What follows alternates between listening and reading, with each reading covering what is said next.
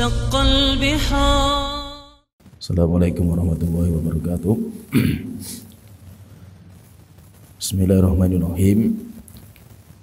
Innal hamdalillah nahmaduhu wa nasta'inuhu wa nastaghfiruh wa na'udzu billahi min shururi anfusina wa min sayyiati a'malina may yahdihillahu fala mudilla lahu wa may yudlil fala hadiya lahu wa asyhadu an la ilaha illallah wahdahu la syarika lahu wa asyhadu anna Muhammadan abduhu wa rasuluh, amma ba'du. Kita melanjutkan tafsir juz 30 atau juz amma, dan alhamdulillah pada pertemuan sebelumnya kita sudah menyelesaikan tafsir surat Al-Qadar atau surat Lailatul Qadri.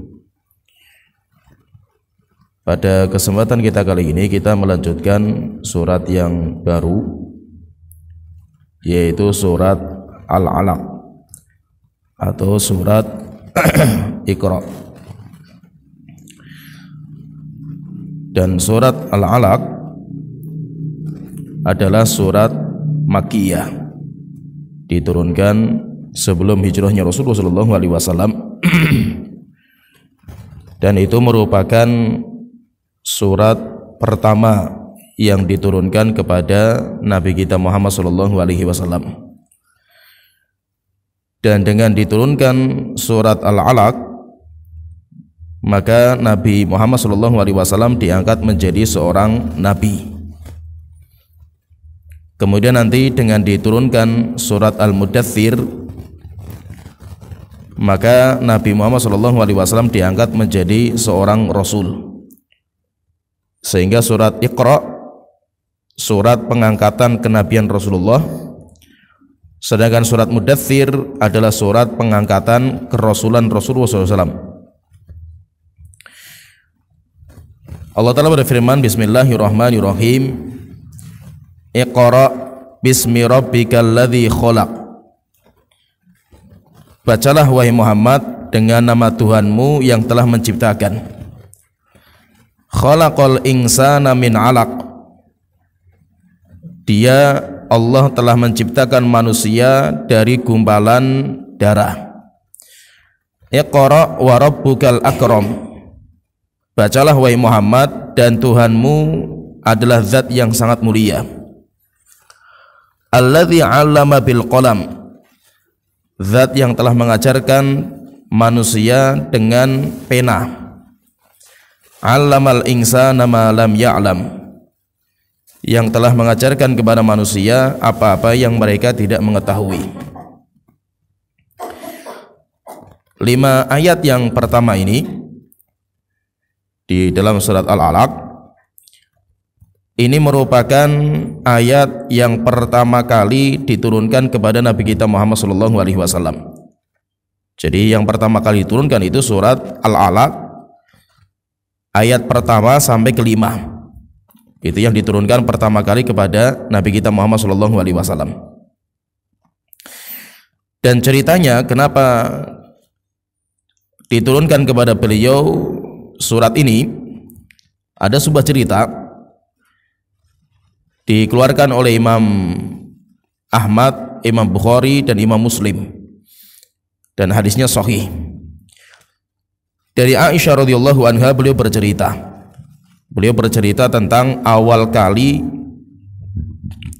diturunkan wahyu kepada Nabi kita Muhammad SAW. Aisyah radhiyallahu anha, beliau bercerita, awwalu ma budi'a bihi Rasulullah sallallahu alaihi wasallam minal wahyi ar-ru'yas shadiqatu fin naumi. Awal permulaan wahyu yang diberikan kepada Nabi Muhammad adalah mimpi yang benar dalam tidurnya beliau. Fakana la yara ru'yan illa ja'at mithla falaqis subhi. Dan Rasulullah sallallahu alaihi wasallam beliau tidak bermimpi di malam hari kecuali siangnya beliau melihat kejadian yang beliau lihat dalam mimpi, kejadian di alam nyata. dan itu merupakan pembuka kenabian. Jadi pembuka kenabian itu adalah mimpi yang benar. Maka itu orang yang mimpi dan mimpinya benar itu adalah satu dari cabang-cabang kenabian. Karena awal kali kenabian itu dibuka dengan mimpi yang benar. Dan nanti semakin dekat dengan hari kiamat, mimpi-mimpi orang-orang yang beriman itu semakin benar. Sehingga yang tersisa, Nabi Muhammad sudah meninggal dunia, sehingga kenabian sudah nggak ada.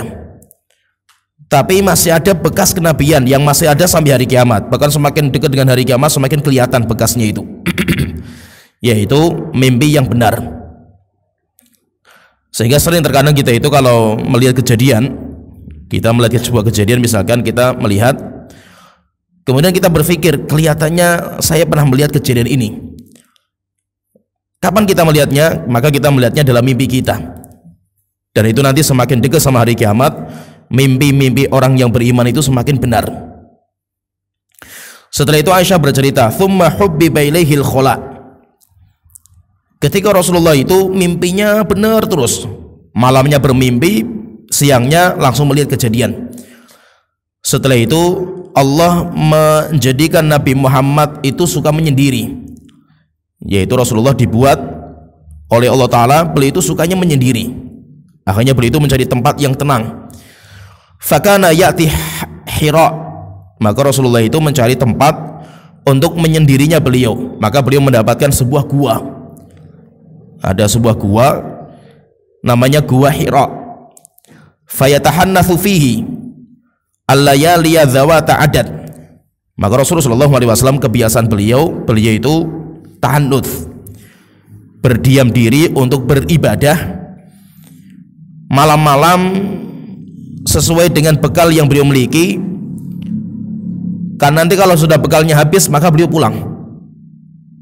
Jadi Rasulullah SAW itu beliau sukanya menyendiri. Setelah itu Rasulullah itu ketika tanda-tanda kenabian sudah diturunkan kepada beliau, maka Rasulullah itu muak, istilahnya itu bahasanya itu muak dengan masyarakat, di mana masyarakat itu penyembah berhala. Masyarakat penyembah berhala, minum khamr, berzina, sehingga Rasulullah itu sudah, istilahnya itu beliau sudah malas muamalah dengan masyarakat. Sehingga beliau mencari tempat yang tenang untuk merenung. Maka beliau mendapatkan sebuah gua namanya Gua Hira. Disitulah Rasulullah itu merenung. Apa yang dikerjakan sama Rasulullah di tempat itu? Maka nanti sebagian ulama mengatakan beliau itu banyak merenung tentang kehidupan, merenung tentang penyembahan kepada berhala, merenung tentang kebiasaan minum khamr, berjudi, berzina. Rasulullah tidak terima secara fitrahnya beliau, cuma beliau nggak tahu bagaimana cara ngomong sama mereka, sehingga Rasulullah lebih baik beliau mengasingkan diri di gua namanya Gua Hira. Wa yatazawwadu lidzalika thumma yarju ila Khadijah. Rasulullah biasanya kalau pergi ke Gua Hira beliau membawa bekal. Nanti kalau bekalnya sudah habis, maka Rasulullah pulang kepada Khadijah. Fayatazawwadu limithliha. Setelah itu nanti Khadijah menyiapkan bekal lagi. Setelah itu Rasulullah berangkat lagi ke Gua Hira. Dan itu berlangsung terus seperti itu. Kebiasaan Rasulullah itu terus seperti itu. Hatta faja'ahu al-haqqu wa huwa fi ghari Hira. Sampai akhirnya datang kebenaran kepada Rasulullah, yaitu datang wahyu kepada beliau, dan beliau waktu itu sedang di dalam Gua Hira. Faja'ahul malaku, setelah itu datang malaikat Jibril kepada Rasulullah, dan Rasulullah sedang di Gua Hira. Faqala, kemudian tiba-tiba malaikat mengatakan kepada beliau, Iqra, bacalah wahai Muhammad. Faqala Rasulullah SAW, maka Rasulullah SAW beliau bersabda, ma ana biqari, saya bukan orang yang bisa membaca, yaitu saya itu tidak bisa membaca. Qala fa akhadhani wa ghattani hatta balagha minil jahdu. Setelah itu saya didekap sama malaikat Jibril sampai saya tidak bisa bernafas. Thumma arsalani, setelah itu saya dilepas. Faqala, kemudian Jibril mengatakan kepada saya, Iqra, baca wahai Muhammad. Faqultu, maka saya mengatakan, ma ana biqari, saya tidak bisa membaca. Faqattani thaniyata hatta balagha minil jahdu. Setelah itu saya didekap lagi sama malaikat Jibril sampai saya itu sesak nafas saya. Tsumma arsalani faqala iqra bismi rabbikal ladzi khalaq. Setelah itu saya dilepas, kemudian malaikat Jibril mengatakan, iqra, bacalah wahai Muhammad, bismi rabbikal ladzi khalaq, dengan nama Tuhan kamu yang telah menciptakan. Yaitu setelah itu diturunkan surat Iqra ayat pertama sampai kelima. Setelah itu ketika sudah selesai dibacakan surat ini, faraja biha tarjufu fu'a bawadiruhu. Setelah itu Rasulullah pulang dalam kondisi hati beliau bergetar ketakutan, yaitu Rasulullah itu menggigil ketakutan. Hatta dakhala ala Khadijah. Setelah itu sampai Rasulullah masuk ke rumahnya Khadijah. Faqala, kemudian Rasulullah mengatakan, zammiluni zammiluni, tolong selimuti aku, tolong selimuti aku. Akhirnya sama Khadijah diselimuti. Fazammaluhu, kemudian beliau diselimuti. Hatta dhahaba anhu rau'u, sampai rasa takut yang ada di hatinya Rasulullah itu hilang. Faqala, kemudian setelah itu Rasulullah cerita sama Khadijah, ya Khadijah, mali, wahai Khadijah, kenapa ya saya itu kenapa? Akhirnya setelah itu Rasulullah bercerita panjang lebar tentang kejadian yang beliau rasakan ketika di Gua Hira. Faqala, maka Rasulullah mengatakan terakhir kepada Khadijah, laqad khasyitu ala nafsi, wahai Khadijah, sungguh saya takut terhadap diriku sendiri, terhadap apa yang menimpa diriku. Faqalat lahu, maka Khadijah mengatakan kepada Rasulullah, kalla, sekali-kali tidak wahai suamiku, kamu jangan takut. Abshir, kabar gembira kepada engkau Muhammad. Fa wallahi la yukhzikallahu abadan, demi Allah, Allah tidak akan menyanyiakan kamu.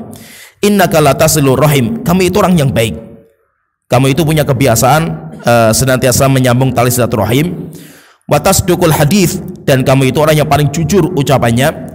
Wa tahmilul kallah, dan kamu itu biasa memikul beban-beban yang berat. Wa tuqrid dhaifah, dan kamu itu biasa menjamu tamu-tamu.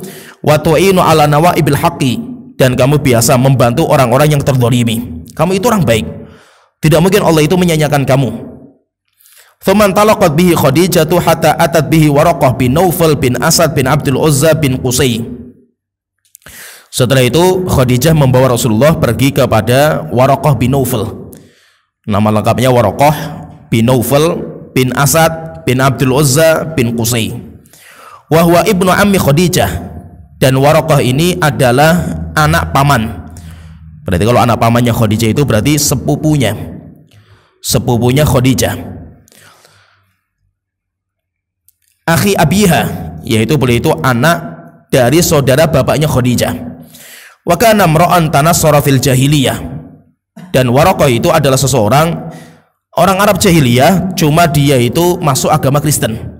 Dia beragama Kristen yang tinggal di Mekah. Wa kana yaktubul kitabal arabiyyah, dan beliau itu bisa menulis dengan tulisan bahasa Arab. Wa kataba bil arabiyyati minal injil, maka kebiasaan beliau menerjemahkan Injil yang bahasa aslinya bahasa Ibrani diterjemahkan dengan bahasa Arab. Setelah itu nanti disebarkan kepada orang-orang. Wa kana syaikhan kabiran qad amiyah, dan Waraqah itu adalah orang yang sudah tua, orang yang sudah sepuh sampai matanya buta. Faqalat Khadijatu, maka Khadijah ketika datang kepada Waraqah, Khadijah mengatakan kepada Waraqah, ai ibna ami, wahai anak pamanku, yaitu sepupuku, isma' min ibni akhika, coba kamu dengar cerita anak saudaramu ini, yaitu maksudnya Muhammad. Faqala Waraqatu, maka Waraqah mengatakan, ibna akhi ma tara, anak saudaraku, apa yang kamu lihat? Fa akhbarahu Rasulullah sallallahu alaihi wasallam ma ra'a. Akhirnya Rasulullah menceritakan kepada Waraqah semua yang beliau rasakan, yang beliau lihat di dalam Gua Hira. Faqala Waraqatu, maka Waraqah mengatakan, hadza namus alladzi unzila ala Musa. Wahai Muhammad, sesungguhnya dia itu adalah namus. Namus itu bahasa Habasyah, yang artinya adalah sahibus sir, pembawa rahasia.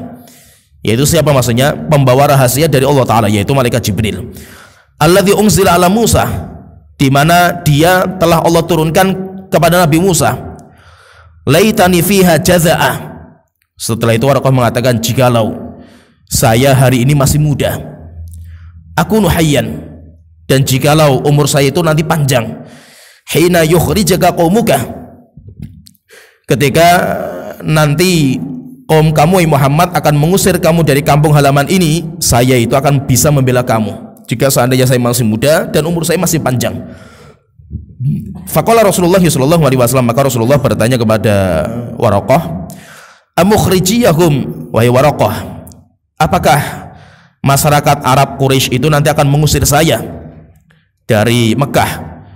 Faqala Waraqatu, maka Waraqah mengatakan, na'am, iya, kamu nanti akan diusir dari Mekah. Lam ya'ti rajulun qattu bima ji'ta bihi illa udiya.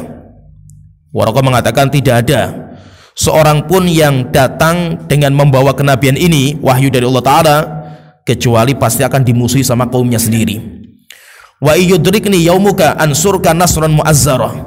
Jika zaman itu, yaitu zamanku akan diusir sama kaum engkau, kamu akan dimusuhi dengan sama kaum engkau, saya itu masih hidup, saya masih mendapatkan zaman itu, ansurka nasran mu'azzara, saya akan bela engkau Muhammad mati-matian. Tsumma lam yamshad Waraqatu an tuwfiya, tetapi rupanya qadarullah Waraqah umurnya enggak lama. Setelah itu Waraqah beberapa hari setelah itu beliau meninggal dunia. Wa fataral wahyu fatratan hatta hazina Rasulullah sallallahu alaihi wasallam hazanan. Setelah diturunkan surat Iqra ini, setelah itu lama enggak diturunkan wahyu kepada beliau. Akhirnya Rasulullah SAW itu beliau itu kayak gelisah, beliau was-was, khawatir. Apakah benar yang dikatakan sama Waraqah bahwa saya itu adalah nabi? Akhirnya ghoda minhu miraran, Rasulullah itu kembali lagi ke Gua Hira. Beliau menanti datangnya malaikat Jibril, tapi ditunggu sama Rasulullah nggak datang-datang. Setelah itu besok datang lagi, ditunggu nggak datang lagi. Sampai akhirnya Rasulullah SAW itu beliau itu sampai ya istilahnya itu galau, sampai Rasulullah itu kayak putus asa. Apakah saya itu nabi atau saya itu kayak orang gila gitu loh? Ya itu kayak orang gila. Apakah syaitan yang ketemu dengan saya dulu itu atau dia itu malaikat seperti yang dikatakan sama Waraqah?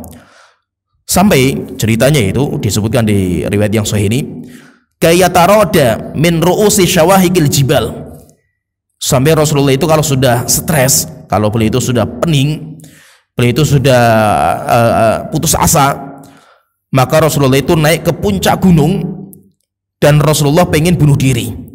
Rasulullah itu pengen menjatuhkan dirinya dari atas gunung. Fakullama awfa bidhirwati jabalin likai yulqi nafsahu minhu. Nabi Muhammad kalau naik gunung sudah sampai di puncaknya, Rasulullah itu ketika mau menjatuhkan dirinya, tabadda lahu Jibril. Setelah itu datang lagi malaikat Jibril, kemudian mengatakan, ya Muhammad, wahai Muhammad, jangan, innaka Rasulullahi haqqan, engkau adalah Rasulullah yang benar. Fayaskunu bidzalika jashuhu. Setelah itu ketakutan, was-was, khawatir, putus asanya Rasulullah yang ada di hatinya itu hilang. Wa taqurru nafsuhu fayarji. Akhirnya Rasulullah mulai tenang lagi jiwanya. Setelah itu kembali lagi ke Gua Hira. Ditunggu di situ, nggak datang lagi malaikat Jibril itu. Fa idza talat alaihi fatratul wahyi, sampai akhirnya ketika wahyu nggak turun lagi, ghoda limithli dzalika. Setelah itu Rasulullah naik lagi ke gunung lagi. Fa idza awfa bi dzirwati jabalin tabaddalahu Jibril. Ketika sudah naik ke atas gunung, beliau pengen menjatuhkan lagi. Setelah itu tiba-tiba datang malaikat Jibril, kemudian mengatakan, ya Muhammad, wahai Muhammad, sesungguhnya engkau adalah Rasulullah yang benar. Sampai akhirnya putus asa Rasulullah karena lama sekali nggak diturunkan wahyu. Akhirnya setelah itu Rasulullah pulang dari Gua Hira, Rasulullah pulang. Setelah itu di tengah jalan Rasulullah dipanggil dari atas langit, ya Muhammad, wahai Muhammad. Setelah itu Rasulullah melihat kepalanya ke atas langit, kemudian beliau melihat malaikat Jibril duduk di atas singgasana di atas langit, dan beliau dalam wujud asli. Berarti sebelumnya ketika di Gua Hira, malaikat Jibril itu bukan di wujud aslinya, yaitu bentuknya seperti manusia. Cuma ketika sudah keluar dari Gua Hira ini, ketika Rasulullah sudah putus asa sebenarnya Rasulullah itu, setelah itu pulang, di tengah jalan Rasulullah dipanggil dari atas. Setelah itu Rasulullah melihat wajahnya ke atas, melihat malaikat Jibril dalam wujud asli, memiliki 600 sayap, satu sayapnya menutupi ufuk langit. Jadi satu ufuk itu pandangan pol sampai ke timur, itu namanya ufuk. Itu satu sayapnya bisa menutupi ufuk langit. Setelah itu Rasulullah ketika melihat malaikat Jibril dalam wujud asli dan singgasana, duduk di atas singgasana yang menggantung di atas langit, maka Rasulullah ketakutan luar biasa. Akhirnya Rasulullah lari, sampai akhirnya Rasulullah itu pergi ke rumah. Setelah itu Rasulullah mengatakan, dathiruni, tolong selimuti aku. Setelah itu diselimuti, sampai akhirnya Rasulullah itu mulai tidur. Kemudian Rasulullah mulai tenang. Setelah itu dibangunkan sama malaikat Jibril, yaitu kum ya ayyuhal mudaththir, wahai orang yang berselimut, bangun kamu. Akhirnya ketika diturunkan ya ayyuhal mudaththir qum fa'anzir wa rabbaka fakabbir, diturunkan ayat ini, maka Rasulullah SAW beliau diangkat menjadi seorang Rasul yang beliau harus menyampaikan wahyu kepada masyarakat. Di mana sebelumnya ketika diturunkan surat Iqra, Rasulullah itu tidak diperintahkan untuk menyampaikan, itu untuk dirinya beliau. Sehingga nanti sebagian ulama mengatakan Nabi tidak diperintahkan untuk menyampaikan risalah atau kenabian wahyu kepada masyarakat. Nabi itu untuk dirinya, sehingga dia tidak diperintahkan untuk memaksa manusia untuk mengikutinya. Sedangkan kalau Rasul diperintahkan untuk menyampaikan. Kenapa? Karena Rasulullah seperti itu. Rasul ketika diangkat menjadi Nabi, beliau tidak menyampaikan kepada masyarakat dan memaksa. Tapi ketika Rasulullah menjadi Rasul, maka Rasulullah diperintahkan untuk menyampaikan. Sehingga dari cerita ini kita mendapatkan sebuah cerita bahwa Nabi kita Muhammad SAW, beliau diturunkan wahyu pertama kali kepada beliau adalah surat Iqra 1 sampai ke 5, dan surat ini sebagai pengangkatan beliau sebagai Nabi. Beliau diangkat sebagai Nabi, dan nanti setelah itu ada namanya fatratul wahyi, yaitu kosong dari wahyu. Nabi Muhammad tidak mendapatkan wahyu sampai akhirnya nanti datang surat ya ayyuhal mudaththir, surat al-mudaththir. Setelah itu ketika sudah diturunkan surat al-mudaththir, Rasulullah diangkat menjadi seorang Rasul. Setelah itu Al-Quran diturunkan sering sekali kepada Nabi Muhammad, yaitu Rasulullah itu sering sekali didatangi malaikat Jibril, sering sekali. Bahkan kalau di bulan Ramadan, terkadang malaikat Jibril itu mendatangi Rasulullah setiap hari mendatangi beliau. Menunjukkan seringnya wahyu diturunkan kepada Rasulullah SAW. Berarti intinya ayat 1 sampai ke 5 itu merupakan ayat yang pertama kali diturunkan kepada Nabi kita Muhammad SAW. Allah Ta'ala berfirman di surat Iqra ayat pertama, Iqra, bacalah wahai Muhammad, bismi rabbikal ladzi khalaq, dengan nama Tuhan kamu yang telah menciptakan. Di sini kenapa ayat yang pertama kali Allah singgung, atau perintah yang pertama kali Allah singgung itu berkaitan dengan bacaan, yaitu kita itu disuruh memperbanyak bacaan. Maksudnya bacaan itu merupakan salah satu pintu dari belajar. Maka itu belajar itu hukumnya wajib, dan Islam dibangun di atas ilmu. Maka itu seorang muslim semuanya wajib untuk belajar. Kenapa? Karena belajar itu merupakan pembuka ilmu. Oleh karena itu Rasulullah mengatakan thalabul ilmi fardhatun ala kulli muslim. Belajar wajib hukumnya atas setiap orang muslim. Semua kita wajib untuk belajar. Sampai kapan kita belajar? Kita belajar sampai kita meninggal dunia. Kenapa? Karena hukum asal manusia, mereka diciptakan dalam kondisi bodoh. Kita semuanya bodoh, kita semuanya nggak tahu ilmu. Sampai akhirnya kita itu harus belajar. Nah itu alhamdulillah, Allah walaupun menciptakan kita itu, kita lahir dari orang tua kita kondisinya bodoh, kita nggak tahu apa-apa, tapi alhamdulillah Allah membekali alat-alat untuk belajar. Alat belajar itu apa? Pendengaran, penglihatan, dan hati. Jadi ada 3. Maka itu Allah Ta'ala berfirman, wallahu akhrajakum min butuni ummahatikum. Allah telah mengeluarkan kalian dari perut ibu kalian, la ta'lamuna syai'a, dalam kondisi kalian gak tahu apa-apa. Faja'ala lakumus sam'a wal absara wal af'idata la'allakum tashkurun. Kemudian Allah memberikan dalam diri kalian pendengaran, kemudian penglihatan dan akal, supaya kalian bisa bersyukur. Jadi alhamdulillah kita itu bodoh, semua kita bodoh, tapi alhamdulillah Allah membekali dalam diri kita alat untuk belajar. Kita itu belajar pertama kali menggunakan telinga. Sehingga kenapa kok telinga itu disebutkan pertama kali? Faja'ala lakumus sam'ah. Allah menginstal dalam diri kalian telinga. Kenapa kok telinga? Karena manusia itu belajar lewat pendengaran, yaitu auditory, itu melihat dengan pendengaran itu sejak kita dalam kandungan. Sejak kita dalam kandungan, kita sudah mulai belajar dengan telinga kita. Setelah itu ketika kita keluar dari perut ibu kita mulai belajar dengan visual, kita mulai belajar dengan penglihatan kita.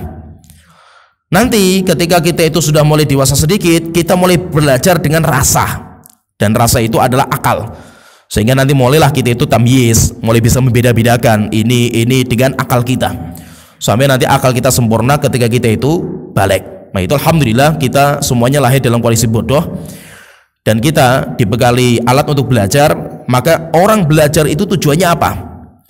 Orang belajar itu harus ikhlas niatnya karena Allah Ta'ala. Tapi tujuannya apa? Kita belajar itu apa sih tujuan kita itu?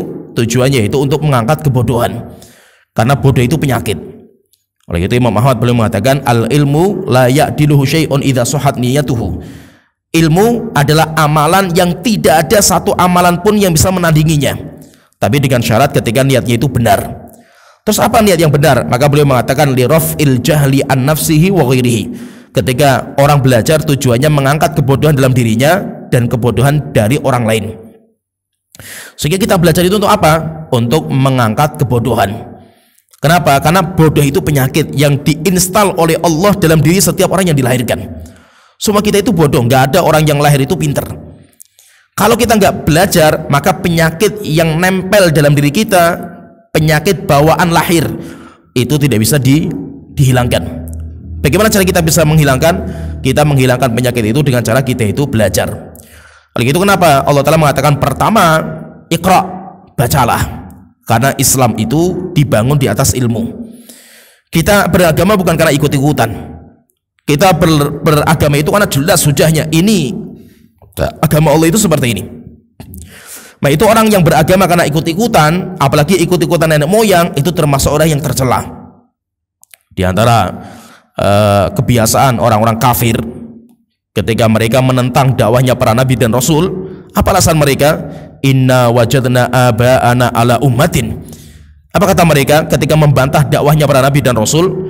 Mereka mengatakan kami mendapatkan nenek moyang kami seperti ini, dan kami tidak akan menyelisih nenek moyang kami, sehingga kamu mau membawa hujah kayak apa pun saya nggak terima. Dan itu cara ibadah, cara beragama yang tidak benar. Kita beragama bukan karena kita ikut-ikutan, tapi kita beragama karena kita punya hujah.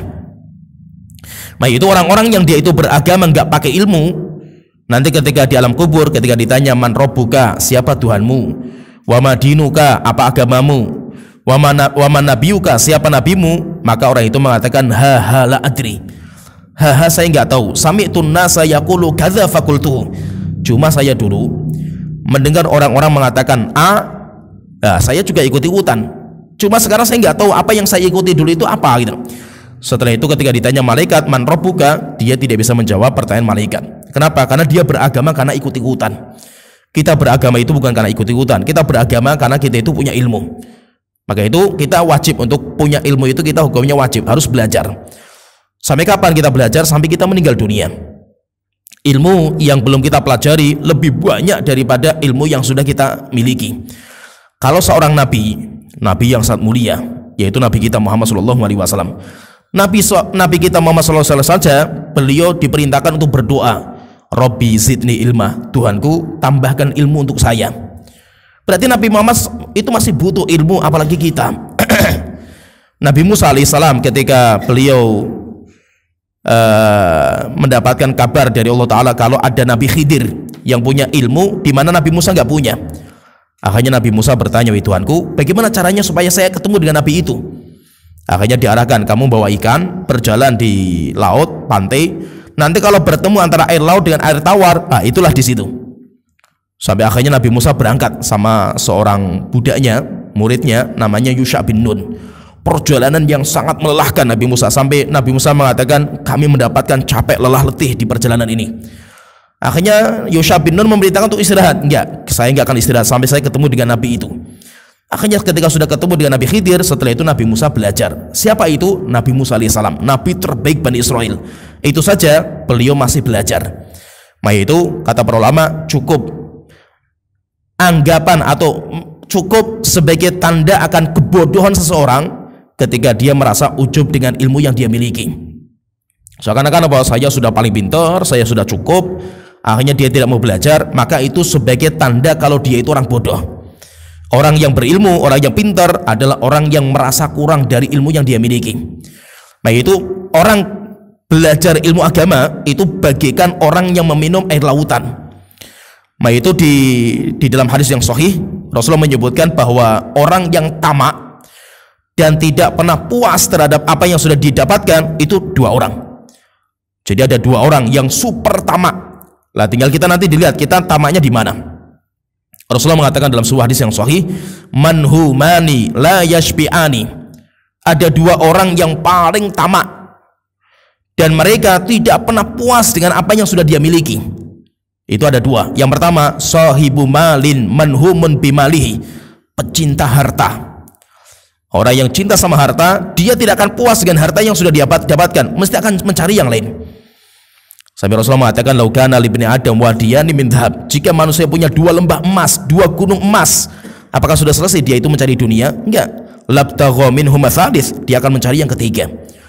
Ini yang pertama. Jadi orang yang tamak terhadap dunia. Yang kedua, kalau Rasulullah mengatakan wasahibu ilmin manhumun bi ilmihi, pecinta ilmu. Orang yang dia itu mencintai ilmu, dia akan tamak terhadap ilmunya. Yaitu ibaratnya apa? Kayak kita itu masuk di sebuah samudera yang gak bertepi. Semakin kita itu belajar, semakin kita itu banyak minum air lautan. Dimana kalau satu teguk kita minum, semakin kehausan kita. Maka itu orang yang paling tahu ilmu agama, yaitu orang tahu kalau dirinya itu bodoh, dia itu adalah orang-orang yang sudah masuk dalam ilmu.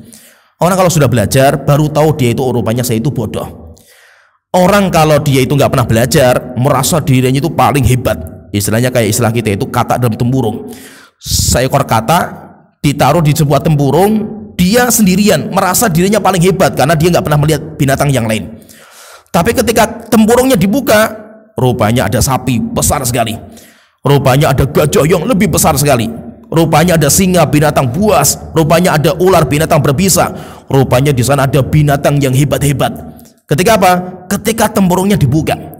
Nah itu ketika kita itu membuka diri untuk belajar, rupanya banyak sekali orang-orang yang lebih pintar daripada kita.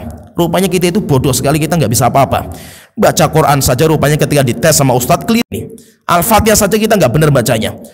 Ketika kita itu belajar lagi, rupanya kita bahasa Arab saja kita nggak bisa gitu. Akhirnya apa? Baru ketahuan kalau kita itu rupanya orang bodoh. Dan kita sadar kalau kita orang bodoh itu sudah alhamdulillah. Kita sadar diri kita orang bodoh sehingga kita mengakui saya orang bodoh, itu sudah alhamdulillah. Ibaratnya kayak orang sakit dan dia itu merasa sakit, sehingga dia datang ke rumah sakit untuk mencari obat karena dia itu merasa sakit.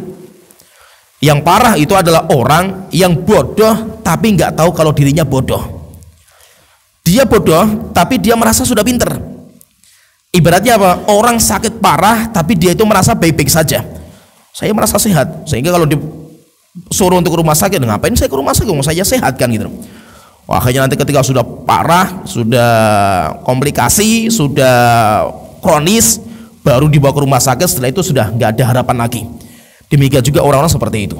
Orang bodoh tapi dia itu nggak merasa kalau dirinya bodoh. Kenapa? Karena selama ini dia nggak pernah tahu tentang ilmu. Oleh itu biasanya orang-orang yang merasa paling pintar, merasa paling benar, itu biasanya sama orang-orang paling bodoh. Sedangkan orang-orang yang berilmu, dia itu merasa dirinya itu masih kurang ilmu yang dia miliki. Oleh itu intinya kenapa Allah Ta'ala pertama kali memulai dengan surat Iqra, bacalah, karena kita itu diperintahkan untuk sering belajar. Jangan pernah kita itu putus asa dari belajar. Iqra bismi rabbikal ladzi khalaq, bacalah wahai Muhammad dengan nama Tuhan kamu yang telah menciptakan. Khalaqal insana min 'alaq, Allah telah menciptakan manusia dari alaq. Alaq itu gumpalan darah. Dan itu fase penciptaan manusia. Nanti fase penciptaan manusia itu dari air mani, namanya air mani. Kemudian setelah itu menjadi nutfah. Nutfah itu ketika ovum, sperma ketemu dengan ovum. Setelah itu nanti akan menjadi zigot. Itu namanya nutfah. Kemudian dari nutfah 40 hari setelahnya dirubah menjadi alaqah. Alaqah itu adalah gumpalan darah. Jadi dari zigot, setelah itu nanti akan berubah menjadi gumpalan darah. Kemudian dari gumpalan darah 40 hari berikutnya menjadi mudghah. Dari alaqah menjadi mudghah. Mudghah yaitu gumpalan daging. Nanti dari daging setelah itu baru manusia dipecah. Kepalanya, tangannya, kakinya itu baru dipecah. Setelah itu nanti baru disempurnakan sama Allah Ta'ala pemecahan jasad. Nanti dari daging itu yang dipecah, setelah itu dirubah menjadi tulang. Kemudian nanti tulang dibungkus lagi dengan daging, kemudian setelah itu disusun saraf. Demikian juga peredaran darah dan penciptaan yang luar biasa dahsyatnya. Allah menciptakan manusia. Setelah itu menjadilah manusia yang sempurna. Ketika sudah 121 hari baru ditiupkan roh. Setelah itu baru dicatat takdirnya. Rizkinya berapa, umurnya berapa, amalannya apa, dia itu bahagia atau dia itu sengsara. Sampai nanti semakin besar sampai datang masa lahir. Setelah itu kita akan dilahirkan dan kita menjadi manusia yang sempurna. Iqra wa rabbukal akram, bacalah wahai Muhammad, dan Tuhan kamu adalah Tuhan yang paling mulia. Alladzi 'allama bil qalam, dialah Allah yang telah mengajari manusia dengan pena. Alhamdulillah. Jadi gini, maksudnya mengajari itu allamal insana ma lam ya'lam. Allah mengajari manusia apa-apa yang kita nggak tahu. Coba ya, misalkan ya, kita itu yang mengajari semua yang kita miliki sekarang itu adalah Allah Ta'ala. Kita itu lahir, kita itu nggak tahu bahasa, sehingga kita pengen sesuatu di hati kita nggak bisa mengungkapkan. Kayak bayi lah, anak kecil lahir. Sehingga anak kecil itu kayak orang bisu, dia pengen sesuatu tapi ngomongnya nggak bisa. Terus siapa yang mengajari dia untuk berbicara? Apakah kita orang tua itu ngajari dia untuk bicara? Tidak, Allah yang ngajari. Coba misalkan ya, anak kita atau kita dulu lah ketika kita dalam rahim. Kita ketika bayi ketika dalam rahim itu kan kepalanya di atas. Jadi ketika masa-masa masih di rahim itu kan kepalanya di atas. Tapi ketika mau masa dilahirkan, yaitu ketika sudah mau datang masa lahir, subhanallah ya, kepalanya itu balik ke bawah. Kemudian bayi itu berjuang untuk keluar kepalanya dulu. Pertanyaan, siapa yang mengajari bayi supaya keluarnya itu kepalanya dulu? Bukan kok kakinya dulu gitu. Apakah ibunya, bapaknya pernah mentraining anak itu, nak, nanti kalau kamu keluar kepalanya dulu? Kita gak pernah mengajari. Pertanyaan, siapa yang mengajari bayi itu untuk keluar? Allah yang mengajari. Allah mengajari kita sesuatu yang kita nggak tahu. Setelah kita lahir, kita itu lahir bisanya cuma terlentang. Bayi itu nggak bisa apa-apa. Terus siapa yang mengajari bayi itu untuk belajar untuk tengkurap? Apakah kita orang tua yang ngajari? Nggak pernah. Tapi anak itu akan belajar sendiri. Kenapa? Karena Allah ajari mereka. Wa hadainahu najdain, kami berikan jalan bagi manusia itu, dua jalan, sehingga diajari untuk tengkurap. Setelah itu mulai berangkat, belajar untuk merangkak. Setelah itu naik, sampai walaupun jatuh, belajar lagi untuk berdiri. Setelah itu belajar untuk berjalan satu langkah, jatuh, belajar lagi, sampai akhirnya anak itu bisa berjalan. Setelah itu anak itu mulai belajar untuk bicara. Siapa yang ngajari untuk bicara itu? Orang tua nggak pernah ngajari. Anak itu akan belajar sendiri. Sampai akhirnya anak itu fasih berbicara. Itu semuanya siapa yang mengajari? Allah Ta'ala. Sehingga Allah yang mengajari semua. Sehingga manusia, cara mereka mendapatkan ilmu, semuanya Allah ajari semua. Termasuk misalkan teknologi seperti ini, ada HP. Siapa yang mengajari orang untuk bisa bikin HP? Memang ada orang yang menciptakan teknologi itu, ada yang menciptakan listrik, yang menciptakan komputer, menciptakan HP, ada. Tapi pertanyaan, siapa yang mengajari mereka? Allah yang mengajari. Nah itu Allah Ta'ala sudah mengatakan dalam Al-Quran, sebuah teknologi yang manusia nggak pernah tahu. Allah Ta'ala ketika menyebutkan tentang masalah transportasi, alat-alat transportasi, Allah Ta'ala berfirman, wal khayla wal bighala wal hamira litarkabuha wazina. Kuda, bighol itu peranakan antara kuda dan keledai. Al khayla kuda, wal bighol, kemudian bighol, wal hamir keledai, litarkabuha wazina. Silahkan kalian tunggangi sebagai transportasi kalian dan sebagai alat perhiasan kalian. Setelah itu apa kata Allah Ta'ala? Setelah itu Allah Ta'ala mengatakan, wa yakhluqu ma la ta'lamun. Allah akan menciptakan sesuatu yang kalian tidak pernah tahu. Nanti akan ada sebuah masalah kejadian yang kalian tidak pernah tahu. Akhirnya tiba-tiba muncullah sebuah teknologi. Akhirnya muncul kendaraan yang bermacam-macam. Ada mobil, ada pesawat, ada kereta. Itu semuanya Allah yang menciptakan. Sehingga apa? Sehingga Allah akan menciptakan semua teknologi, nanti akan diajari manusia itu. Manusia akan diajari. Terus siapa yang mengajari mereka? Yang mengajari Allah Ta'ala. Seperti misalkan bahasa, kita berbicara dengan sebuah bahasa sampai orang itu faham dengan apa yang kita inginkan. Siapa sih yang mengajari kita bahasa itu siapa gitu? Misalkan kalau saya haus, saya melihat air dan saya itu pengen memasukkan air itu ke dalam diri saya. Saya pengen ngomong sama orang, kalau saya itu pengen memasukkan air ini ke diri saya, maka saya mengatakan saya pengen minum. Bahasa minum itu siapa yang pertama kali bikin? Kalau saya pengen memasukkan air ke dalam mulut saya dan masukkan ke perut, itu bahasanya namanya minum, bahasa Indonesia. Siapa yang pertama kali bikin kalimat minum? Itu artinya memasukkan air ke dalam mulut sampai ke perut, sehingga orang-orang pada faham. Sedangkan kalau makanan dimasukkan dalam mulut kemudian dimasukkan ke perut, namanya makan. Siapa yang bikin bahasa itu? Nanti ada bahasa Indonesia minum, kemudian makan, kemudian kalau bahasa Jawa ada sendiri, bahasa Arab ada sendiri, bahasa Papua ada sendiri, bahasa Inggris ada sendiri. Siapa yang bikin bahasa seperti ini? Allah yang bikin, Allah yang mengajari. Maka itu Nabi Adam ketika diciptakan, wa'allamal asma'a kullaha, Allah mengajarkan kepada Nabi Adam nama-nama. Lah nama-nama itu apa? Makan, minum, itu namanya nama. Itu namanya nama, itu bukan nama orang, tapi nama itu bahasa. Nama memasukkan air ke dalam mulut itu namanya minum. Memasukkan makanan dalam mulut itu namanya makan. Itu nama-nama seperti ini Allah yang mengajarkan kepada manusia. Oleh karena itu Allah itu maha hebat. Allah tidak mungkin kekurangan dalam menciptakan manusia. Allah menciptakan mereka manusia itu, Allah sudah membekali bagaimana manusia itu bisa sempurna. Coba kita lihat ya, Masya Allah hebatnya Allah itu ya dalam menciptakannya. Allah menciptakan kita dengan sebuah proses penciptaan fisik yang sangat-sangat luar biasa. Proses yang sangat rumit.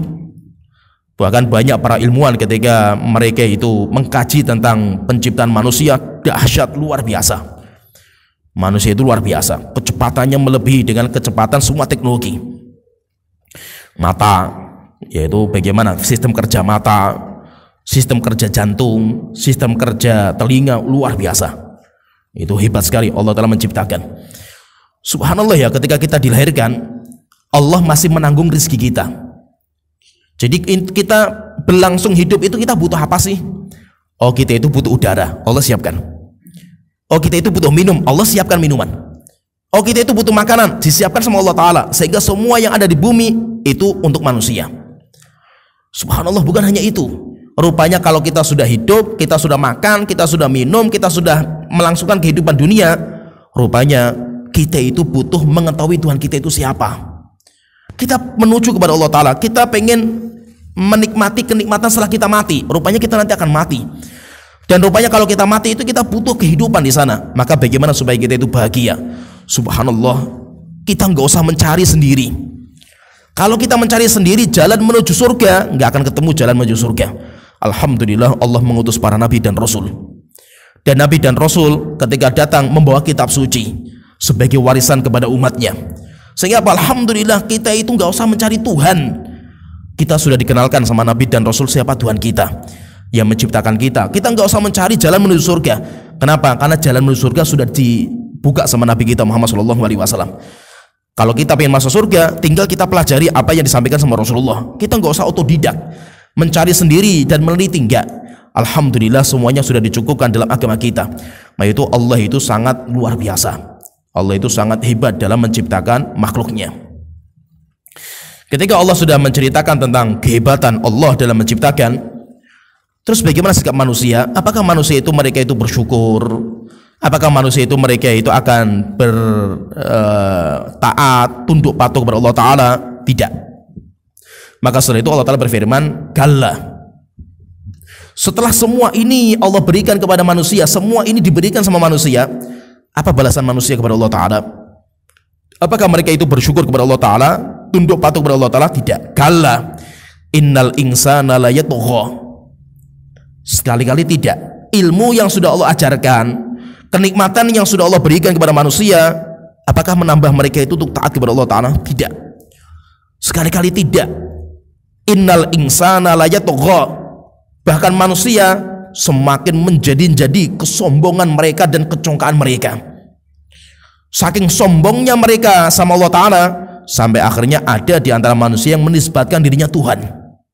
Dan itu kayak apa ngerinya, sampai ada yang mencaci maki Allah Ta'ala dengan mengatakan Allah itu punya anak. Dan itu paling parah, caci makian kepada Allah yang paling parah adalah ucapan kalau orang Allah itu punya anak. Ada orang yang setiap hari berbuat dosa dan maksiat kepada Allah Ta'ala, padahal Allah memberikan nikmat kepada kita. Dan itulah manusia. Nah itu sampai Rasulullah mengatakan tidak ada zat yang paling sabar melebihi sabarnya Allah Ta'ala. Hebatnya Allah, sabarnya Allah itu apa? Allah dicaci maki setiap hari, tetapi Allah masih memberikan kepada mereka kenikmatan.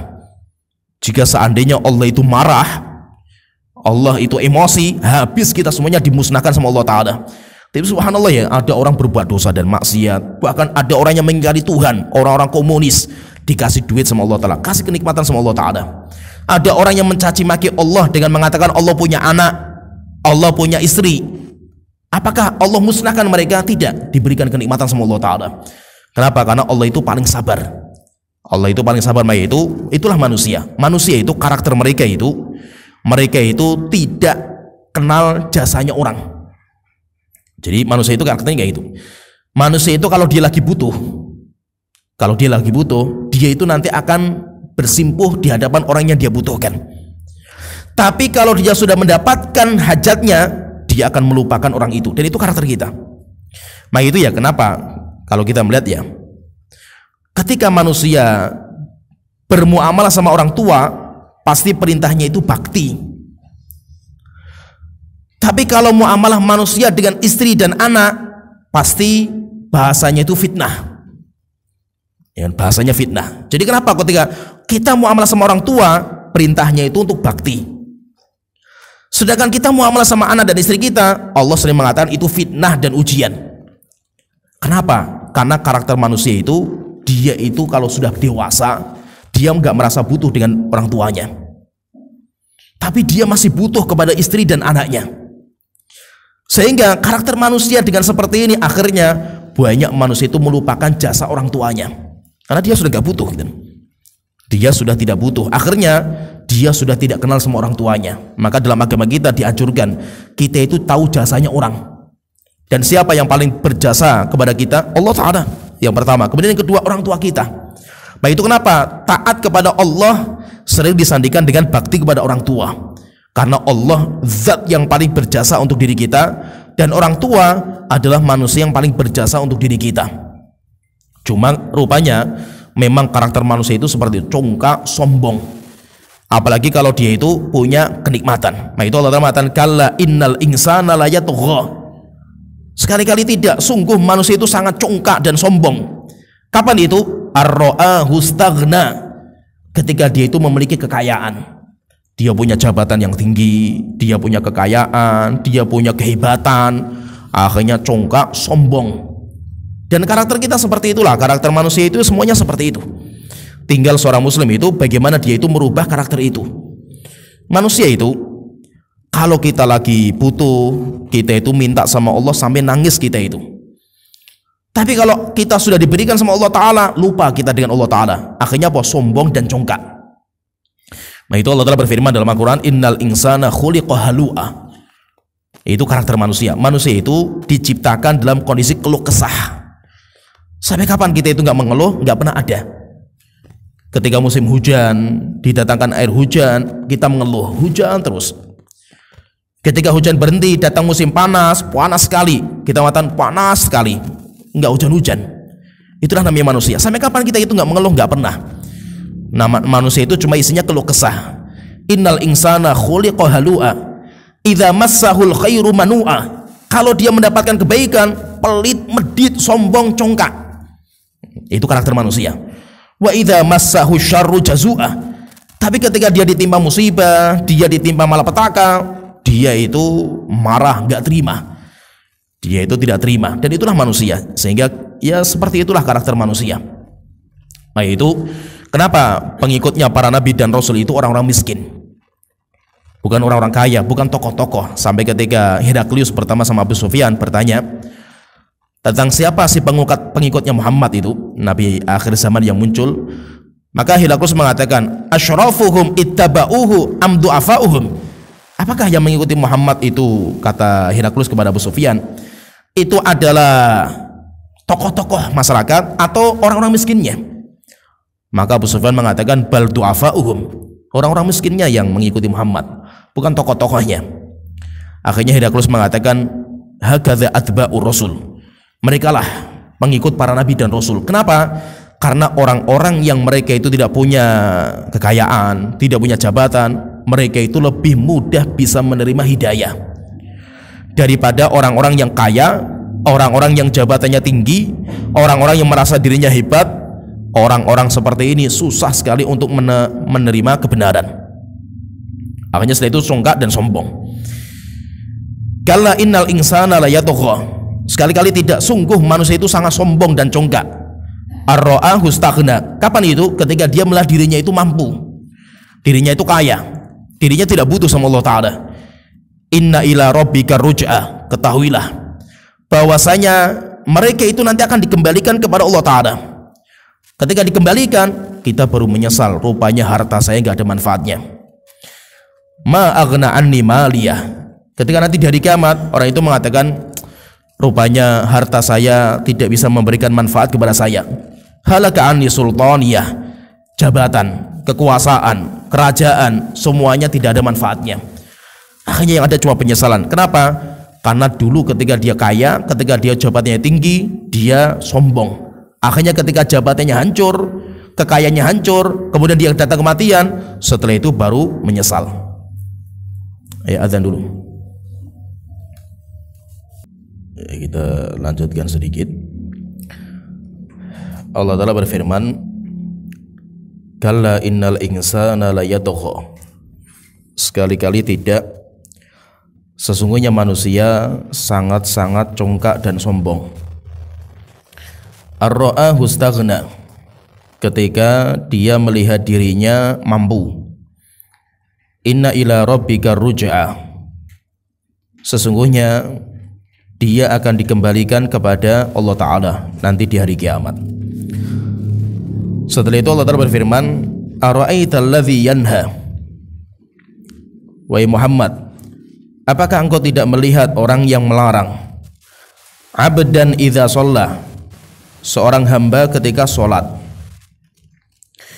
Orang yang melarang itu adalah Abu Jahal, dan hamba yang sedang sholat itu adalah Nabi Muhammad SAW sendiri.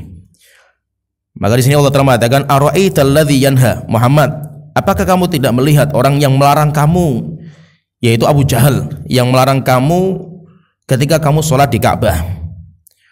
Ara'aita in kana 'alal huda, apakah engkau itu tidak melihat, wahai Muhammad, jika seandainya yang dilarang, hamba yang dilarang, yaitu maksudnya engkau, berada pada petunjuk. Aw amara bittaqwa, atau hamba itu memerintahkan kepada ketakwaan. Ara'aita in kadzdzaba wa tawalla, apakah engkau tidak melihat kalau seandainya orang yang melarang itu, yaitu maksudnya Abu Jahal, ara'aita in kadzdzaba wa tawalla, kalau dia itu orang yang suka mendustakan dan orang yang berpaling. Alam ya'lam bi annallaha yara, apakah dia itu maksudnya Abu Jahal, apakah Abu Jahal itu tidak mengetahui bahwasanya Allah Maha melihat? Kalla la illam yantahi, sekali-kali tidak, wahai Muhammad, jika seandainya dia, yaitu Abu Jahal, tidak berhenti dari sikapnya seperti ini, lanas fa'am bin nasiyah, akan kami cabut, akan kami tarik ubun-ubunnya. Nasiyatin kadzibatin khati'ah, ubun-ubun dari manusia yang suka mendustakan dan manusia pelaku dosa dan maksiat. Falyad'u nadiyah, silakan dia memanggil para pengikutnya, masyarakatnya. Sanad'uz zabaniyah, kami nanti akan memanggil malaikat-malaikat zabaniyah, malaikat-malaikat azab, malaikat-malaikat yang ditugaskan menjaga azab di neraka jahanam. Kalla la tuti'hu, sekali-kali jangan kamu taat kepada dia, wahai Muhammad. Wasjud waqtarib, dan tetap sujudlah kamu dan tetap mendekatkan dirilah kamu kepada Allah Ta'ala. Ini cerita ini berkaitan dengan awal dakwah Rasulullah SAW ketika di Mekah. Rasulullah SAW ketika beliau berdakwah di Mekah, musuh paling utama beliau adalah Abu Jahal. Abu Jahal itu sebenarnya bukan nama, dia julukan. Sebenarnya julukan dia yang dikenal di Arab itu namanya Abul Hakam. Namanya Abul Hakam. Tetapi Abul Hakam itu orang yang sangat cerdas, orang yang sangat bijak. Namanya Amr bin Hisham. Aslinya itu Amr bin Hisham. Karena beliau itu saking sepuhnya dan beliau itu tokoh yang paling dihormati di Mekah, sehingga orang-orang Mekah itu menjuluki dia dengan julukan Abul Hakam, orang yang sangat bijak. Tapi ketika datang Islam dan dia itu orang yang paling keras membenci Islam, akhirnya Rasulullah menjuluki dia dengan Abu Jahal, orang yang paling bodoh. Setelah itu terkenallah namanya Abu Jahal. Dan orang ini Rasulullah menjuluki dia dengan Fir'aun hadhil ummah, Fir'aunnya umat ini. Dan Abu Jahal ini beda dengan Abu Lahab, sehingga tidak sama. Maka jangan disamakan, karena saya lihat banyak orang itu yang menyamakan. Abu Jahal dan Abu Lahab itu dua orang yang berbeda. Sama-sama mereka itu pembenci dakwahnya Rasulullah SAW. Cuma bedanya kalau Abu Lahab itu pamannya Rasulullah, paman sebapak beda ibu. Paman sebapak beda ibu, yaitu saudara sebapaknya Abdullah, bapaknya Rasulullah, tapi beda ibu. Sedangkan paman kandungnya Rasulullah itu Abu Thalib. Jadi ada Abu Thalib, ada Abu Lahab. Lah Abu Lahab ini beda dengan Abu Jahal. Abu Jahal itu bukan pamannya Rasulullah, nggak ada kaitannya dengan Rasulullah SAW. Jadi Abu Jahal ini merupakan orang yang paling benci dengan dakwahnya Rasulullah SAW. Maka ketika Rasulullah itu terang-terangan berdakwah, kemudian sampai Rasulullah itu sholat, akhirnya Nabi Muhammad itu dilarang. Wahai Muhammad, kalau kamu pengen beda sama masyarakat silahkan, tapi kamu kayak Waraqah bin Naufal. Itu kayak Waraqah bin Naufal, yaitu apa? Diam-diam saja. Diam-diam saja. Dan memang ada beberapa orang di Mekah yang dia itu keluar dari adat masyarakat. Seperti Waraqah bin Naufal, itu kan orang Kristen. Tadi telah kita sebutkan. Seperti juga namanya Zuhair bin Abi Sulma, seorang penyair ahli sastra Arab yang dia itu sangat terkenal syairnya, sampai syairnya itu ditempelkan di Ka'bah. Dia bicara-bicara masalah surga, masalah neraka, akhirnya dikucilkan. Demikian juga ada beberapa orang yang tidak mau sujud kepada berhala, itu juga dikucilkan. Maka termasuk Nabi Muhammad. Maka dilarang sama Abu Jahal, wahai Muhammad, kalau kamu punya pendapat seperti itu, punya agama seperti itu, silahkan, tapi kamu jangan terang-terangan di kita. Apakah Rasulullah itu menyerah dengan seperti ini? Tidak. Rasulullah tetap beliau sholatnya di Ka'bah. Akhirnya pernah ketika Rasulullah sholat di Ka'bah ketemu sama Abu Jahal. Rasulullah dimarahi sama Abu Jahal sampai mau dipukul sama Abu Jahal. Sampai disebutkan di dalam riwayat, dikeluarkan oleh Imam Ahmad, Imam Tirmidzi dan Imam Ibnu Jarir, dari Abdullah bin Abbas radhiyallahu anhu, beliau bercerita, karena Rasulullah SAW yusalli indal maqam. Pernah suatu ketika Rasulullah itu sholat di belakang makam Ibrahim. Famarra bihi Abu Jahal bin Hisham. Setelah itu lewatlah Abu Jahal bin Hisham. Bin Hisham namanya Amr bin Hisham. Faqala, kemudian dia datang kepada Muhammad, kepada Rasulullah. Ya Muhammad, wahai Muhammad, alam anhaka an hadza. Bukankah saya sudah melarang kamu dari perbuatan seperti ini, yaitu jangan sholat di sini. Fa aghladha lahu Rasulullah sallallahu alaihi wasallam wa antaharahu. Makanya ketika beliau mengangkat suara, Rasulullah juga mengangkat suara. Rasulullah juga berani. Karena Rasulullah itu orangnya pemberani. Beliau sama sekali nggak takut sama sekali. Kenapa? Karena Rasulullah punya Allah Ta'ala. Akhirnya Abu Jahal itu marah ketika Nabi Muhammad juga mengangkat suara. Akhirnya dia mengatakan, ya Muhammad, bi ayyi syai'in tuhaddiduni. Kamu macam-macam sama saya ya. Kamu macam-macam.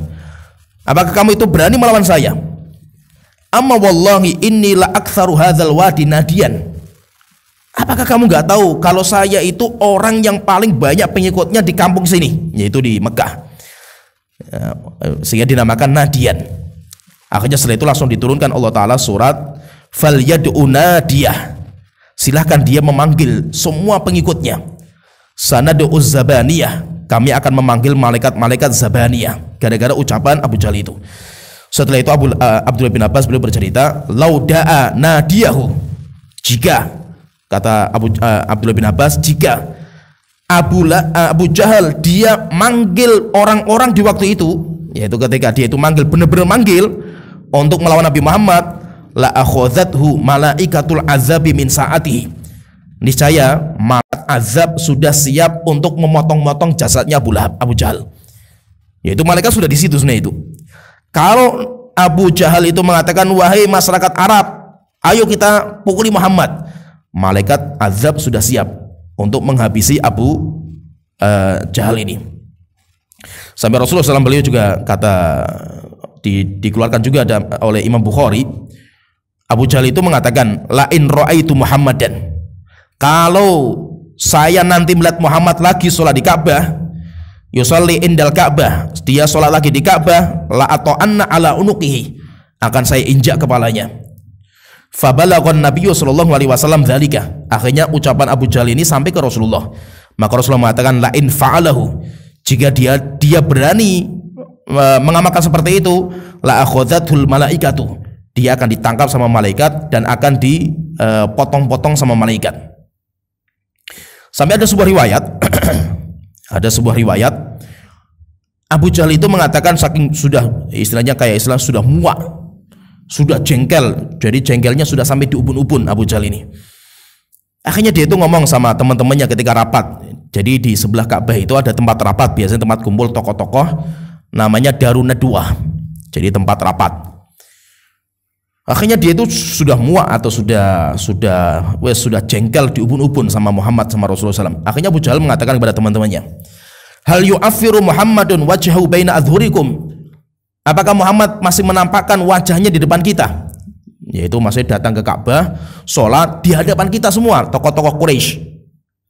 La u'affiranna wajhahu fit turab, jika dia berani menampakkan wajahnya di Ka'bah ini, akan saya lempari wajahnya dengan tanah, dengan batu-batuan. Ketika ngomong seperti ini, fa'ata Rasulullah sallallahu alaihi wasallam wa huwa yusalli, tiba-tiba datang Rasulullah. Beliau santai datang di hadapan atau melewati rombongan tokoh-tokoh ini. Setelah itu Rasulullah sholat. Akhirnya setelah itu keluarlah Abu Jahal, kemudian mengatakan, coba lihat apa yang akan saya kerjakan untuk Muhammad. Setelah itu dia datang kepada Rasulullah, dia membawa tanah dan dia mau menginjak Rasulullah ketika sujud. Jadi ketika Rasulullah sujud, mau diinjak kepalanya, kemudian nanti ketika bangun, wajahnya mau dilempar dengan tanah. Fama faja'ahu minhu illa wa huwa yanqusu ala aqibaihi. Ketika dia sudah mendekat kepada Rasulullah untuk menginjak kepalanya dan bawa batu untuk melempar ke mukanya Rasulullah, tiba-tiba dia itu mundur. Abu Jahalnya itu mundur, dan dia itu kayak menahan sesuatu. Jadi kayak ada sesuatu yang dia takuti depan, dia itu kayak menahan sesuatu, menutup dirinya dari sesuatu. Setelah itu dia mundur, akhirnya dia lari. Yaitu Abu Jahalnya itu dia lari. Akhirnya setelah itu Rasulullah bercerita, laudana minni, kalau seandainya Abu Jahal itu nekat mendekati saya sampai akhirnya nginjak kepala saya, lah totafatul malaikatu adwan adwa, niscaya malaikat akan mencabut jasadnya Abu Jahal ini anggota per anggota, kepalanya dicabut, tangannya dicabut, semuanya dicabut. Itu kayak kita itu mencabut serangga. Misalnya ada belalang, dicabuti kakinya, tangannya, kepalanya, akan dicabuti dia itu sama malaikat. Akhirnya setelah itu ketika dia itu mundur, akhirnya dia balik ke rombongan orang-orang Quraisy tadi, tokoh-tokoh. Akhirnya dia itu ditanya sama orang-orang, malakah wahai Abu Jahal, kenapa kamu kok nggak jadi menjalankan sumpah kamu di depan kita? Karena katanya kamu mau menginjak kepalanya Muhammad dan kamu akan melempar di wajahnya tanah. Maka dia bercerita, kata Abu Jahal, inna baini wa bainahu khandaqan, saya tadi melihat antara saya dengan Muhammad ada api, yaitu depan saya itu ada api, dan saya melihat ada sebuah makhluk yang memiliki sayap. Ada makhluk yang memiliki sayap dan di depannya itu ada api, dan dia membawa api untuk menyerang saya, sampai akhirnya saya ketakutan. Akhirnya dia itu mundur. Tapi apakah seperti ini menjadikan dia itu beriman? Tidak. Semakin dia kufur kepada Rasulullah SAW. Dan itu Abu Jahal seperti itu.